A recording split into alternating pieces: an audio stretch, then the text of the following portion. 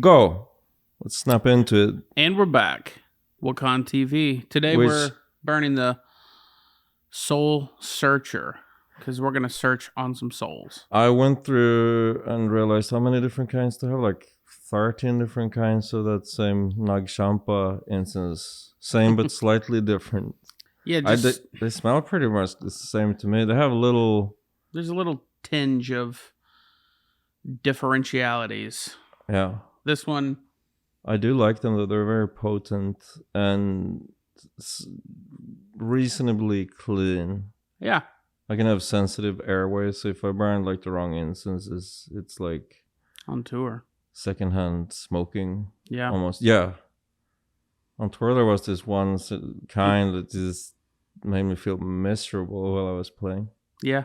Well, so we stopped burning it.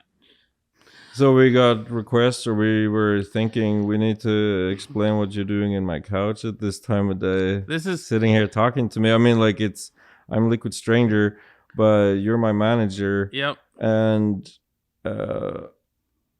there's a lot to unpack here about like how our relationship has evolved.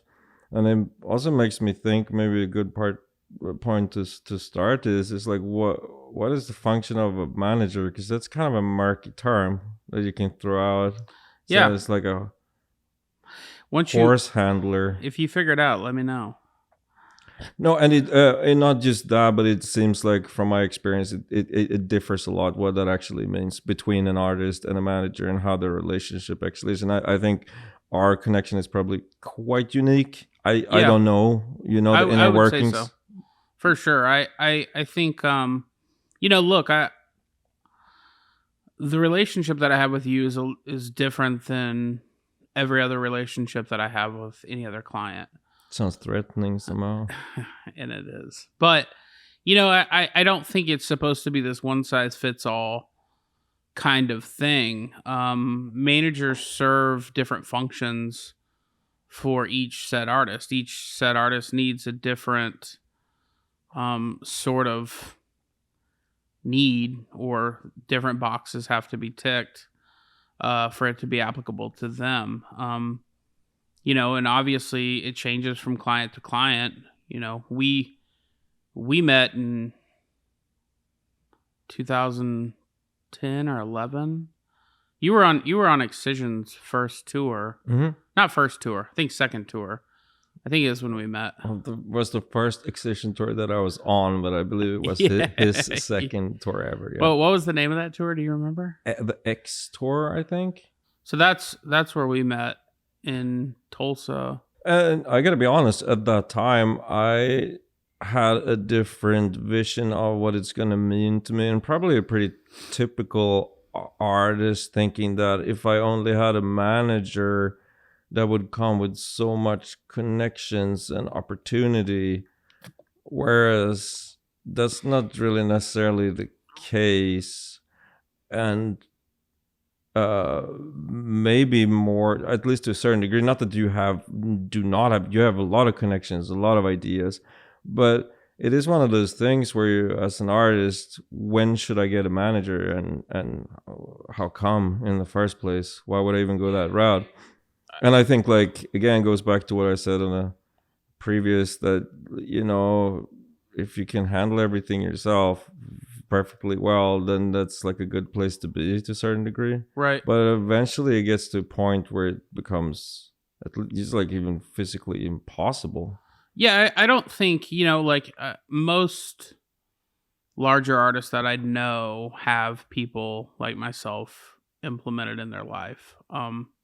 You also specialize them better at the things that you do than right. I am, for sure.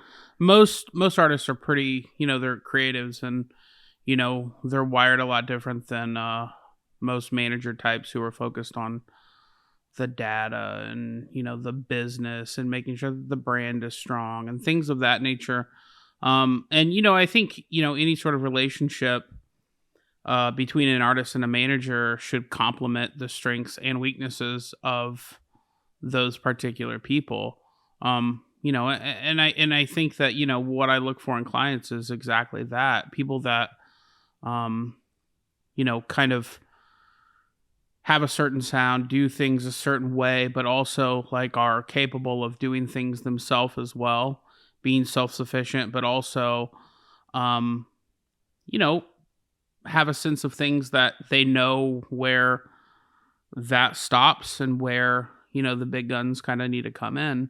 And I think that that is, people that are pretty self-aware are usually the ones that get the most out of management.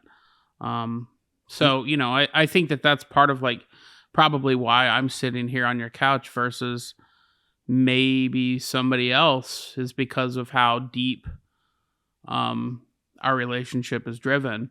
And, for the record, it's not always been, you know, rosebuds and, It's been daisies. wonderful. No, but yes, you're one of my best friends at this point in my life. But what that means, I mean, you have impeccable integrity, so you're always honest, even when it hurts. And Yeah. that's what you mean by it. I know, because both you and me are strong-willed, and we're very driven overall. Yeah. And want to push each other and ourselves. I mean, you call me on my bullshit, and I call you on yours.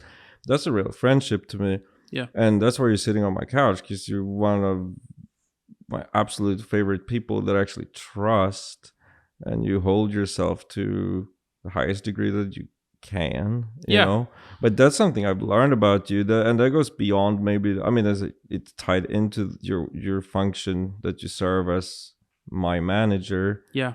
but it's something I've learned about you as we've gone forward. Yeah, I think it also takes a lot of time to kind of develop that, like, where we're currently at in our relationship is not necessarily where we started. It's something that's been a labor of love, and it's grown into that. And I'm thankful for it because we've done a lot of cool shit and have succeeded in a lot of arenas where maybe individually we wouldn't have. But But just quickly speaking to you sitting on my couch and you being honest, if it's one thing that's probably like the most treacherous thing to do, if you're in my position, if you're an artist, or maybe if you're just anyone, is surround yourself with Jay-sayers that don't tell you the truth. yeah, Uh, just going back to, maybe it can be uncomfortable to be called on your bullshit or be held to a higher standard. yeah, If I don't play my best set, you gonna let me know, yeah. but that's so necessary to have that feedback mechanism too. Well, And I get to that's like staying humble is and grateful, and not thinking the glass full. yeah, I think any good manager client relationship is predicated on honesty. And the function of a manager in general is to handle a lot of things that the artist necessarily doesn't have time for, doesn't know how to. But, on the most real levels, being extremely honest about where the artist is at in their career and how to better their business, from the standpoint of, making sure that they are liquid enough for the business to thrive, but also from a brand perspective to make sure that, you know, it can continue and it serves the function and potential of what it's supposed to reach. I think most managers I know are pretty challenging with their clients, and there's a reason why it has to be like that for it to operate the way that it does. It's not an easy job by any means, but I think it all goes back to the relationship in which you have with your client, and if there can be real honesty that is communicated, and even brutality to some extent about what is going to be best to get the most out of that person and vice versa, like, then it's functional if you're dealing with reasonable people. And I think that that's kind of where our relationship really works is, I mean, I've remembered, lots of different times where we just don't agree whatsoever. We, get mad and, you know, kind of have to like walk it back, apologize, and I think that that's for the betterment and the greater good of like, the brand, and making sure that both parties are in line and driven to achieve success.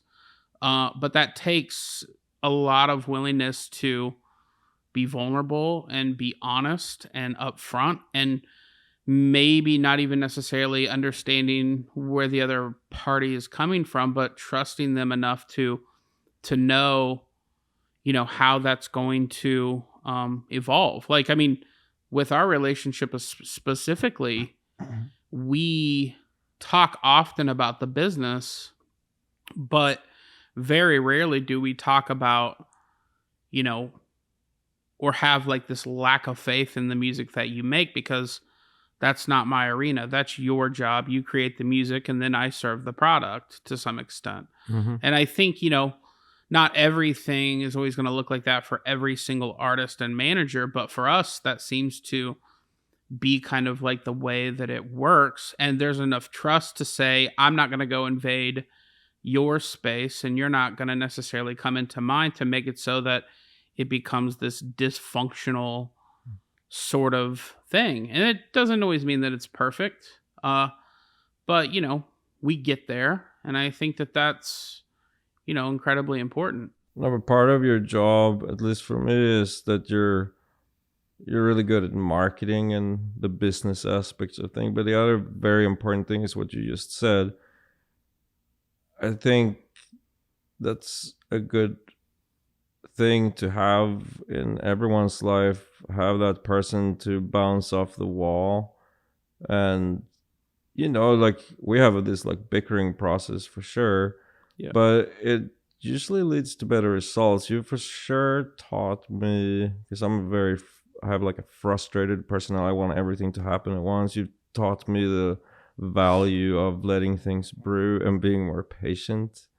And neither of us are patient. And I think I've maybe given you that all, like even crazy wild ideas can stick and work. Just like throw enough stuff on the board and something is bound to stick. Yeah. Like challenge what it actually means to be in business. Yeah, and in what ways we can do it. I think it's like there's a lot of different hats that managers can wear. The things that maybe apply to Liquid Stranger aren't going to necessarily be the things that apply to Champagne Drip or Lucid or Mize, and the things that apply to Mize aren't going to necessarily apply to Ravenscoon and so forth. And I think that everybody kind of has their needs of what a manager does, but I think in our situation, we've built WAKAAN, and it seems to be working, and it allows for us to kind of be creative and not only allow us to kind of help these artists kind of grow in creating records, but it also has kind of given us this next continuation of being able to release music and put them on tour. And now, those said artists are going out on their own and, achieving their own things, which they can in return supply to some of the other artists that are younger and up and coming. Yeah, and let's not forget maybe the obvious, but the fact that you're doing a lot of things for me and your other clients that we find uncomfortable in one way or another, or not very good at. So in my case, I'm best off left in my own little fantasy world, writing music and being in the matrix of coming up with ideas. And you're very good at talking on my behalf. And maybe that just like pretty common, that it's easier to have someone else negotiate your business for you and easier to hype up someone else than yourself, sort of principle. Yeah. But you do a lot of outreach. You are really like the switchboard in my life, in a sense. If you want to get to me, you go through you, and if I want to get something done, I usually go through you. Right. It's very much funneled. And the business is funneled, kind of through what our kind of plans are, big picture. and even on a micro setting as well. But not to forget over a very extended period of time. So we're not even talking about you working on stuff that's going to happen this weekend. That has been decided for maybe a year. yeah, So you have that gift of looking in the crystal ball and predicting 5 different potential futures and navigating us toward the potentially best one. You know, some days, some no, days but I don't. you're very good at that, and it's definitely a skill set slash a superpower that, you know, I feel like I've developed a little more of it thanks to just being around you. It's kind of rubbing off a little bit, that kind of thinking, because it's very pragmatic thinking. Yeah, And it's actually a good tip too for people, that if you ever want to know what's always the right decision, go through it in your mind and follow the different paths till its conclusion. Say, do I want this result? No. Okay, well, let's not go down that route. And right. then that way, I guess it's also called being cunning, that you can look at a situation from 100 different vantage points and then pick hopefully the best one. And I think also too, like, you know, the success that your client has, you kind of wear them as your own. You know, like For sure. I can't even imagine, like, if the role was reversed, doing some of the things that you do and being in that situation where I'm going to trust this person to kind of help dictate my life. That's a total head fuck. But I think over time, with, you know, proper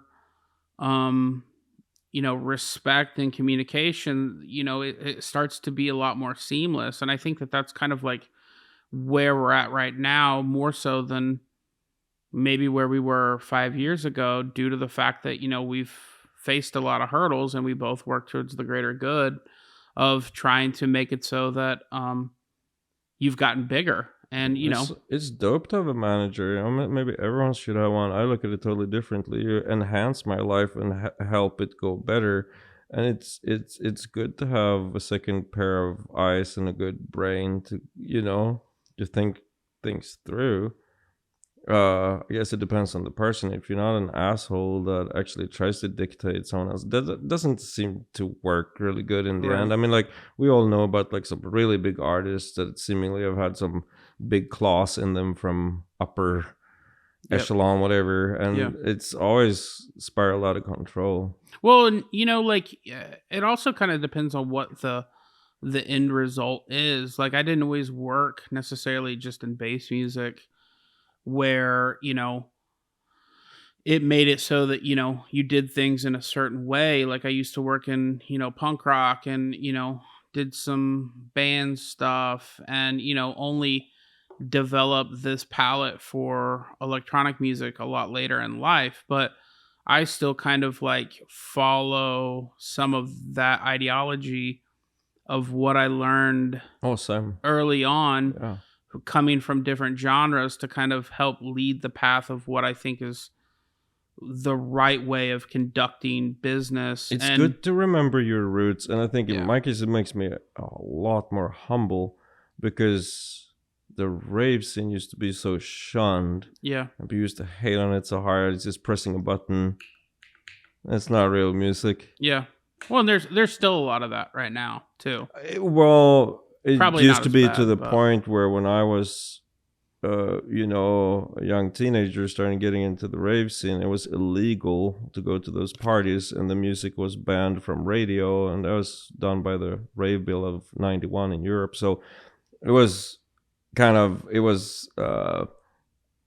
you know, a politically very adverse climate, and I felt like I was part of a revolution. That was Yeah. very punk, you know, like do it yourself, go underground, set up our own sound system, and leave us the fuck alone and let us just have fun and practice our art, Yeah. man. You know, so I'm still like that. I think that's why I'm immune to, you know, too much, you know, money and pussy and drugs, because it was never about that.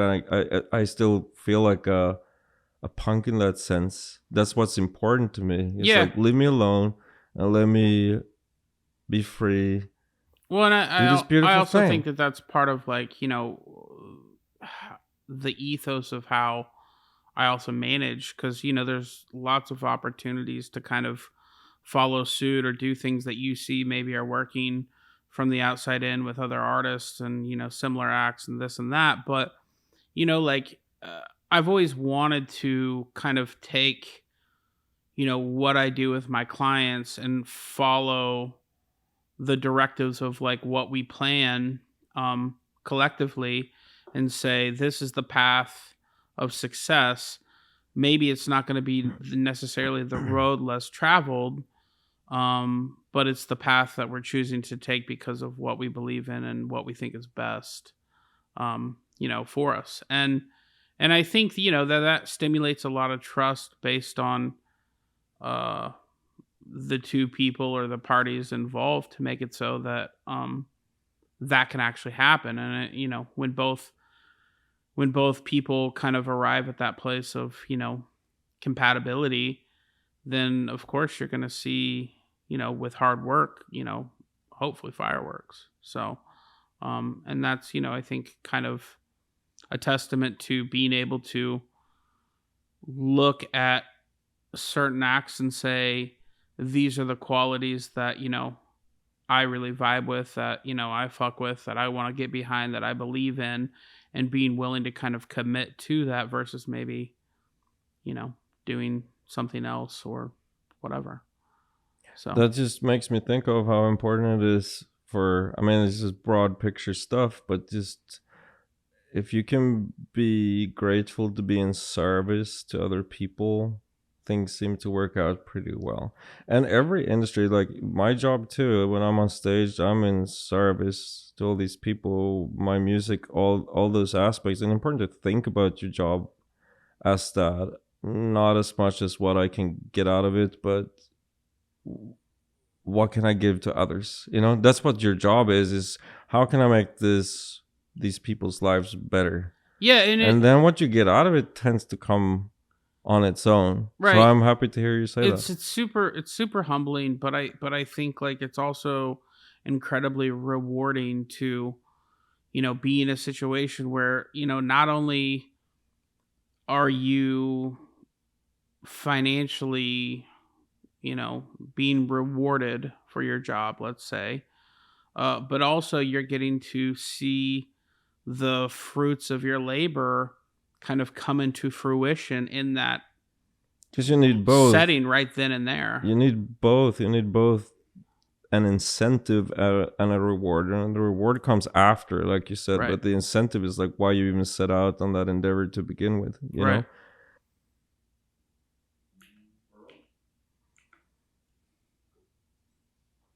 What is that telling you about relationships? That they are apparently very important. Maybe one of the most important things of being a human and staying in this business for sure in a healthy way. Yeah. But looping it back to WAKAAN, what would you say about your job there? Because now you're not just an artist manager anymore. You're an A&R slash, I don't know. Yeah. We don't really do titles. We should come up with our own titles at some point, but just make them up. Yeah. Like you're the ultra visitor of WAKAAN. I think on my Instagram I have like Hype is dude at WAKAAN Festival or something. edgelord of WAKAAN. Yeah. My point is that now you're overseeing, and I know because you're a caring type too. Like, where do you begin and end there? Because you're almost managing people you didn't used to manage. Yeah, I mean, maybe you're not even an official manager. Part of the function of my relationship with WAKAAN is talking with the managers and the teams that are also on the label. Arguably I can say what I probably spend the most time on each day is talking with the various teams, whether it be my own team and my own clients, but also other people that are on the label, of which we're working with and trying to create good business for. And that's the thing, is like having those good relationships and having really honest conversations are, to me, the pyramid of like being in a highly functional relationship with our artists and even my clients. And, I'm the first to raise my hand and say sometimes, communication and relationships like that it takes a lot of effort, and you have to be willing to put into it to get something out of it, as per anything. But that would be probably the thing that I spend a lot of time on during the day is focusing on how to get the best out of my own clients, and then in return, how to get the best out of my own staff. And I'm assuming that the people that we also work with and release records with are trying to figure out how to get the best out of me. And maybe that's one thing that sets you a little bit apart from, one part of a job is obviously the marketing kind of business prospect chasing leads, but a large part of your life, Loper, is being an advisor to people. Yeah. And and that comes with a mixed bag, because sometimes it's, how do I handle my, significant other while I'm on tour, all the way to should I do this show? Is it the right situation? To when should I release this mix, or how should I roll out this record, or these singles? And that comes in a multitude of different forms. But I really enjoy the process of working amongst my peers, and it's a very rewarding thing. And I think if I didn't enjoy it so much, it would be very draining. And on some days it for sure is. But I think knowing that I can add value to whether it be somebody on the label or one of my own clients, that's also a very fulfilling thing and a great reason to be tired at the end of the day. And I can go home and see my wife and pet my dogs and know that like I did everything in my power that day to put my team forward, whether it be on the label or my own company's roster. So, and I love that. Like, and I don't think that if I didn't love it, I think I would walk into that very half-hearted every day. And I think the results would be pretty dismal. Yeah, for sure. Maybe we should speak to how to keep it interesting, but it's for sure true that there are different forms of tired and different forms of healthy. Yeah. Emotionally healthy, physically healthy.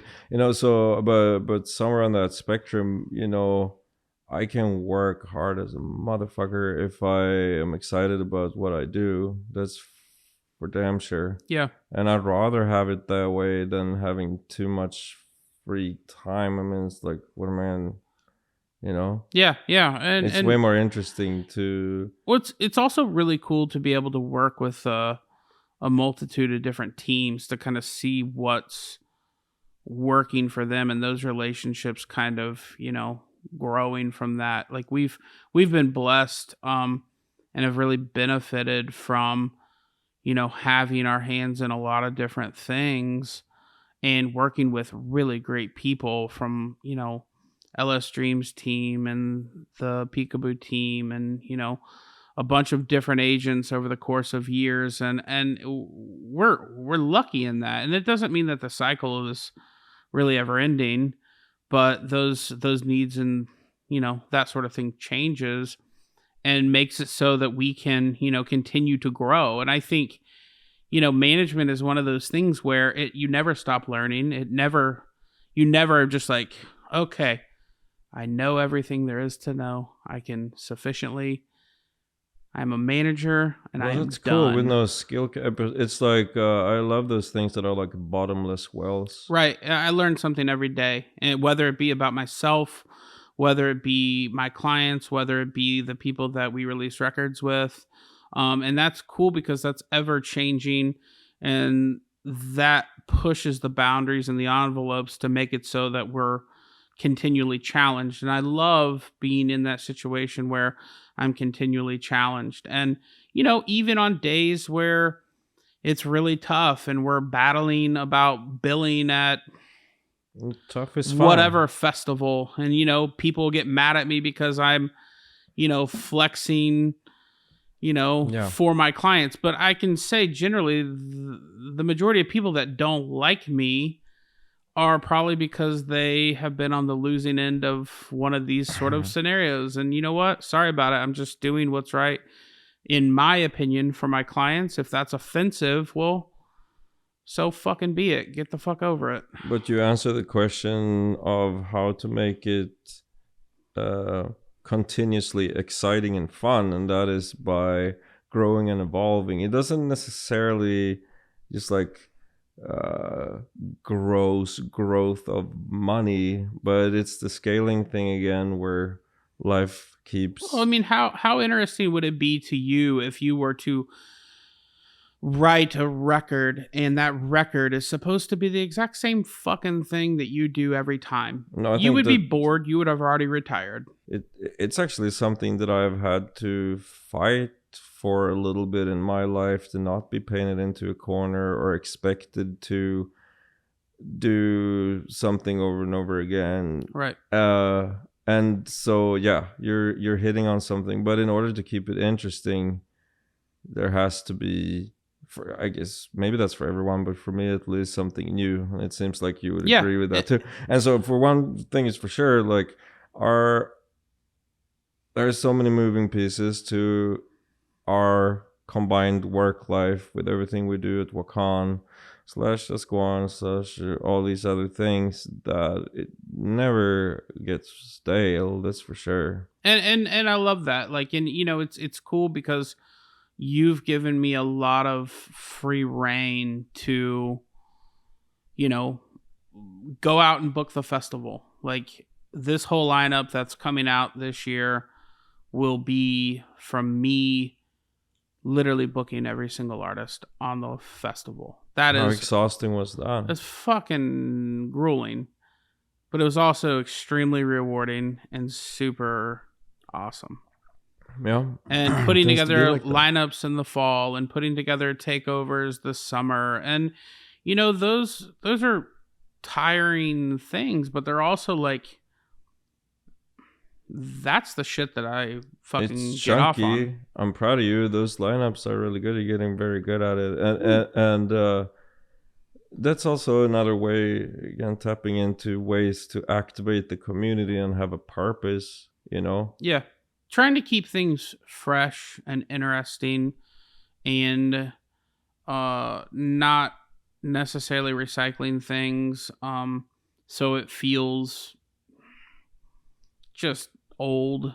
I want to try to always continually be creative and inventive, and I think that's something that we don't always nail, but that's the goal, is to be in an ever growing, ever changing sort of landscape that continually can get better. And with that comes things that we can identify that maybe don't work so well, and things that we're like, yeah, that was awesome, that totally worked. And it's predicated on trust with people that you're in business with, allowing them to have, allowing you the free reign to go and be kind of creative and kind of own that space and try things, and just owning it if it doesn't necessarily work. And look, there is no person that's going to beat themselves up more so than probably me if something doesn't work out. And that's the kind of level of the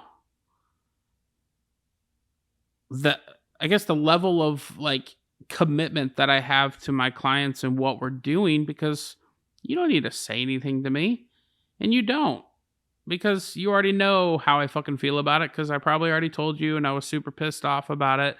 And if things don't go our way, that's fine, we'll get them on the next one. But in general though, like, and I know failure isn't always fun, but it is a teacher. It's imperative. It's one of the best teachers in life somehow. I remember when I first started, I was a promoter right after I quit playing music, and I was doing shows, and I lost a decent amount of money on a show, and I learned so much from walking through that process of being a promoter and being like, okay, this is where I totally fucked up, to Because get to the point of how not to do that exactly, again. I was just getting to that, reverse engineering it and coming to the conclusion that failure is an opportunity to learn a new measure of self-respect. Yep. And showing self-respect is to get to the bottom with how things unfold. That's the whole principle again with karma, cause and effect relationships. And no, it's not just coincidence. I had my finger in this pie somehow, and how can I do this? Yeah. Shift this around. So that's exactly what I meant. So, and yeah, of course, like at the time, failure sucks. But when I look back in my life, and I'm not trying to sound like some saint, whatever, I get pissed too. But like, I can say that some of the most brutal things that I failed with taught me really well. Yeah. You know, martial arts is like that too. That's one thing. It's very self-correcting. Yeah. You know, you get hit in the face, and then there's always going to be, like, I think Mike Tyson said it the best. He's like, everybody's got a plan until they get punched in the mouth. Yeah, it's very true. It's so true. That's when you actually like learn. And you know what I was taught is to always have 3 plans. It's actually comes from probably warfare, but it's applicable to everything. You know, which you have a main plan, a backup plan, and a bump plan. And the bump plan might not even be very glamorous, but it's at least something you can do at the moment where everything falls to shit. Instead of you standing there paralyzed, you're acting, you're doing something. Yeah. So that's the way of the warrior, and it's applicable to every situation really. If you're a parent, if you're on tour and the bus shits out on you and you can't get anywhere, we'll fly. Oh, well, the airports are, you know, and you go down the list, but you're not just going to give up. Yeah. Yeah. The people who succeed in life and like, would have at least like perseverance enough to try again. That's what distinguishes people who actually succeed. Absolutely. Yeah, I was just saying, like, for me making music too or whatever, he's trying to come up with personal example, but it can suck sometime, and I can it's just like wading through bullshit attempts of songs, you know, until you somehow become this like clean channel and manage to do some real work, you know what I'm saying? And to be fair, like not every song that you write is going to be this prolific thing with this amazing drop. Just like, you know, not every client that I work with is going to become this stadium sized career legacy act. And, you know, you get better as you go in managing that. But the more that you do anything, the more resolve and gumption you create for yourself, but it allows you to then be that much more knowledgeable to see these potential things that could arise, to make it so that you can deviate and pivot accordingly so you can succeed in that. And it doesn't even have to be worth more because it's like a stadium or the song that made the most money. There are a lot of like wins that you can get from being creative or putting on stuff, but I get your sentiment. Yeah. With this job, it's incredibly rewarding. I think that it's allowed me a lot of ways to kind of express myself. And now, you know, we're in a situation where we have more opportunities to kind of grow and do cooler things and, you know, more unique things where that are like this. And, you know, those are things that are important to me because now we're able to kind of use the platform that we've created to, in return, give back. And that's something that is important. I want to be able to help people succeed and grow. And I'm getting to be now more selective with what kind of clients I pick up because I have the luxury to do so. But also you have more ways to help because, for example, now we have our merch company that can help other artists make clothes and make the whole process easier because it was so difficult. Yeah. And then I get all those moving pieces together, what I call infrastructure, where it's just like, no, we do know the people who can fabricate, and we do know what these materials will do, and no, that's not a good idea. I guess we tried it and three Totally. times and And I failed. remember even when I started, like when I started in music, like I would email like so many people a day and I would never get replies back. And Hmm. I remember like my computer like dinging because I had like an email response. And I was just like so fucking incredibly excited and just like, holy shit. Oh, it's spam. Fuck. All right. But, like I still have a sense of that sort of excitement being able to kind of navigate a lot of these things that we're doing. And I want to continue to grow into more stuff and be able to continue to help and be in a situation and positions where we can have more opportunity and give more opportunity and have cooler things happening for the betterment of the people that we work with. That's the other part too. You can't maintain more than you can sustain. So it's also about making it. That's actually a very good quality of yours. The responsible growth and how to time those things out. Yeah, well, and I think it would be irresponsible to not do anything with that.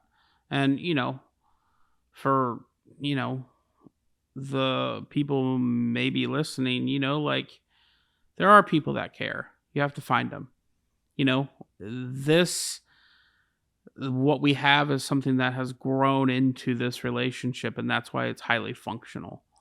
But it's taking uh in looking at the core values in which these people that you surround yourself with, and that's incredibly challenging. I was gonna ask you, like, how do you find the people who care? You have good tips for that? Because that's like that's stuff that's useful. I mean, look, I have a honestly, like few, or I mean, just like little tidbits. I've been in a lot of relationships that seemingly were fairly one-sided. And that's the thing, is like you don't really know until you sort of walk through that. And yes, there are red flags that you can look at, and there's things that you can identify that maybe don't necessarily go with who you are and what you believe in. But at the end of the day, the most important thing is that you kind of stick to your guns and follow your gut, and that's kind of what I've always done. And that has brought me to a lot of great artists that I'm very proud to, one, call my friends, but then work alongside of, and look, just because necessarily maybe you haven't found that in the short term doesn't mean that you're not going to use those experiences moving forward to benefit you to find those people in your life. But I do think that the honesty, quality, like how somebody lives their life is very indicative of who they are as a person. And those are the people that you want to surround yourself with. And that's what I've always tried to do. And sometimes for the better and sometimes for the worse. And not every relationship is supposed to last forever. Some are extremely seasonal. Hopefully not if it's a client manager sort of relationship, but I think it's kind of applicable to anything, whether it be your wife, husband, girlfriend, boyfriend. Like it's the circle of it. But I do think that following your gut to knowing that this person is fundamentally a good person, and working with those people and staying close until they give you reason not to, that's a very good indication of who they are and what they believe in. I know it sounds all spiritual, like the gut feeling, but that's the intuition. Yeah. But there are, I mean, like you can, and this is not maybe very original either, but there are, like, I like to look at people and how they treat other people, not really even how they treat me. Most people are nice to me, but like look how they treat the cleaning person or the waiter. Yep. You know, there are ways to kind of figure things out, but it's all about caring. Yeah. Well, I think a lot of people forget the idea about just in general humanity. Like, like we're people. Maybe somebody had a bad day. Maybe, like I'm kind of on edge about some shit, and that in return takes an ugly head. I hope not, but uh seemingly there's a lot of humility and grace that we need to start giving other people more so. And Especially right now. I especially mean, right now. it feels like it's been very harsh, and as we spoke about previously, probably a counter reaction to all the lonely, nervous. Yeah. It's like post-traumatic stress syndrome. Yeah, I think it's been really tricky for artists, and I think that that's coming out. But look, like I also see it, even in how we communicate. Like we can't forget to be nice to each other. Like, okay, maybe we disagree, but there's still a tactful, courteous way to do that. And I'm But I think we've gotten better at right it. there too. If So you go back and big perspective stuff going back 100 years or 50, or more racism, more discrimination against women, and now we're going through this like maybe a little bit cringy era where we're perhaps a little oversensitive and a lot of name calling and calling people out and stuff. But it's somehow like holding each other to a higher standard. There is something like good behind it. I've given it a lot of thought because like at face value, it's kind of irritating why you're like complaining so much and about all these little petty things. But it's also somewhat, it's almost like a little parenting care in there to just like hold your fellow man to a higher standard. And in a lot of cases, I have to say, I mean, like, thank fucking God that we're eliminating like pedophilia and racism and discrimination against women. Like, I'm honestly all for it.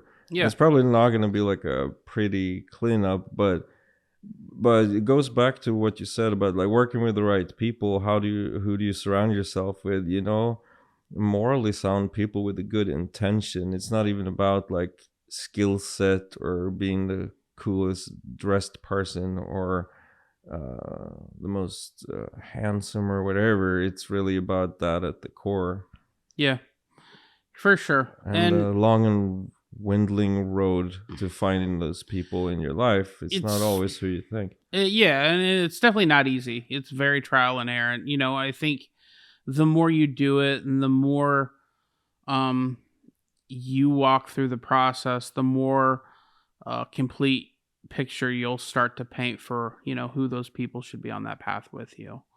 Um, and it takes time, So, uh, I hope that everybody is lucky enough to find their person or their people or their team or the place that they feel safe and successful. Because it's a very great spot to live in for sure. And we started the episode with what are you doing on my couch? But that's what you're doing on my couch. You've become one of those people. And like the journey there is definitely interesting to look back on, not maybe so predictable, you Yeah. know? I Well, didn't even at one point,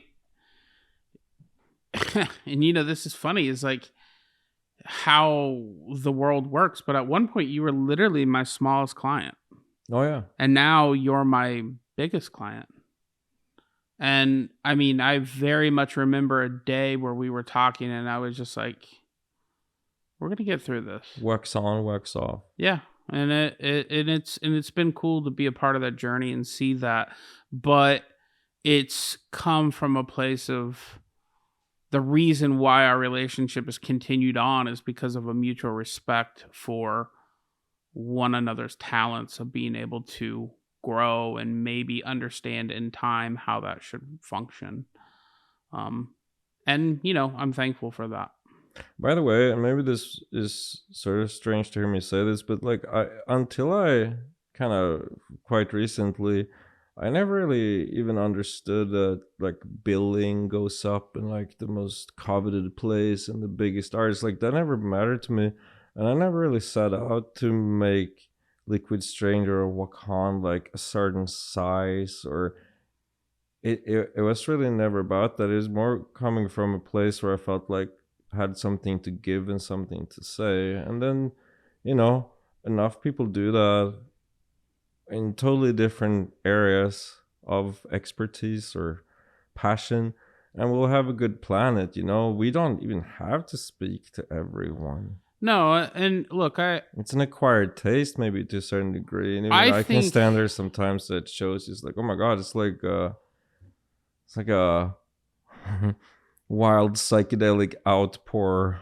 of someone's imagination right now. yeah, And I love it personally, but look, I think what it boils down to is like to be in this business and to have longevity. Everybody's like, well, like how can I be this successful artist or in this successful place as a manager or publicist or agent or whatever the fuck.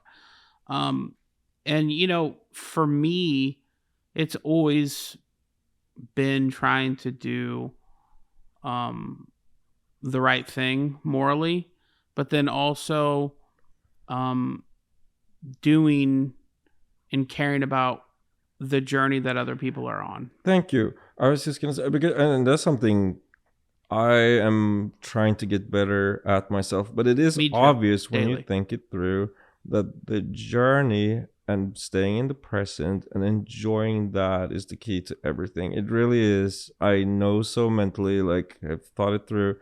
I'm not saying that I'm always acting like it, but if you're chasing a thing, no matter what it is, you're gonna miss the mark, because that's not where you're at, and that's not where you can stand in your circle of power and actually act and do something practical to change it, even toward what you want. You need a beacon, you need a focus, which is what is it do you want, and you need skills and abilities. You need to get off your ass and work, but then you also need to hand that thinking process over and instead go back to acting towards what you want. You know what I'm saying? And in that sense, it's the journey and it's enjoying it. I'm trying to get better at it myself. It's also enjoying it with the people that you enjoy being around. And I don't think that any of us would be doing this for a career or trying to make it a career if we didn't enjoy the process of working with the people that we work with. And if you don't, go and find them, because it makes it way more enjoyable. Yeah, absolutely. Or find the way that it would be enjoyable to work with the person, because that's a kind of cool thing with what we do, that there's so many different ways to be successful as an artist. Yeah. Doing a variety of artistic output in very different ways. Yeah. And also define success to begin with. What is that? Like probably different from different people, but again, going back to enjoying the path and feeling that deep sense of fulfillment and purpose, I would say, is success. Yeah. There are 13 phases of success, and money is just one of them. Good friendship, good health. I mean, there are so many different ways you can look at that. Well, I've had clients that I don't enjoy working with, and it's not fruitful. It doesn't ever work. And I mean, like, look, if you look at your phone when that person's calling and you see who it is and you're like, oh, hey, you want to pick up? Great. Yeah, that's your gut. That will tell you everything. And if you look at it and you dread the fact that you have to speak to that human being, then it's not gonna work. I have a perfect life then. Like everyone who contacts me, I think it's just because you haven't given out your number to anybody. Yeah, I delegate all the hard stuff to you. Yeah, somebody's got to do it. But yeah, so that's what it is to be a music manager. Cut and dry, people. It's It's that easy. it's that easy. No, it really takes, and I've been sitting thinking while you've been talking too, but it really takes a person who's very interested in people, but also a person who's interested in things, because you need to make things happen, you know, things meaning business or the practical stuff. Yeah, But you need a keen balance of both there. It's a combination of both. And, you know, look, if you have questions, if, you know, people, you know, leave a comment. Yeah, Let's I think talk a lot about of it. I think that there's a lot of people that probably are trying to identify how to navigate this landscape, because there's what I like to call momagers, there's friendagers, there's dadagers, there's girlfriendagers.